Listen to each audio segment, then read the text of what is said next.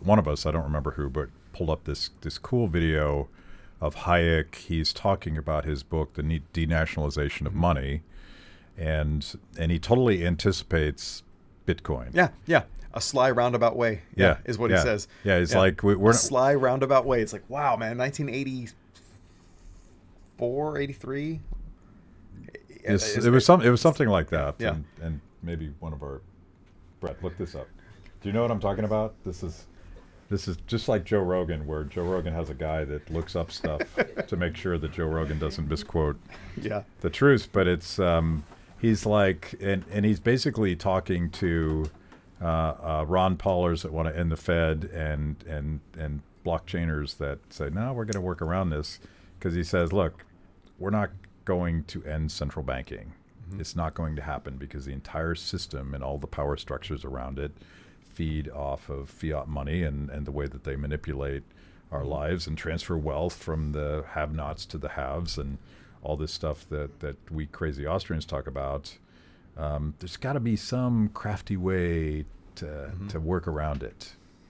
Did you find it? Do you want the quote? Yeah. In 1984, Hayek said presciently, "I don't believe we shall ever have a good money again before we take the thing out of the hands of government. That is, we can't take them violently out of the hands of government. All we can do is by some sly roundabout way introduce something they can't stop." I mean, that's... So it's like, Logan, could you hear that?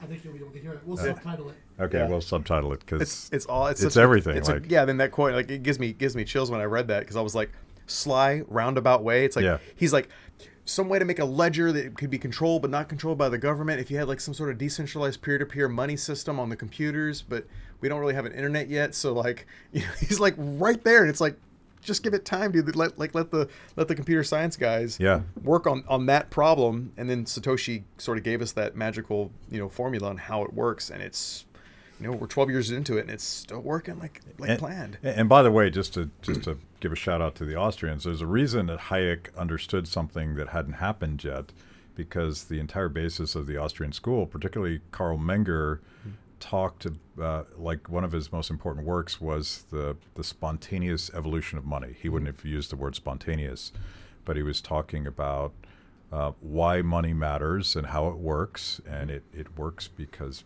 people see value in it, and it's not only a medium of exchange, but it's a store of value. And eventually, not just Menger, but Mises would talk about commodities like gold, for the simple reason that they couldn't be manipulated by government. Right. Yeah. That's a huge piece to a lot of these cryptocurrencies. And you go back to when Nixon closed the gold window.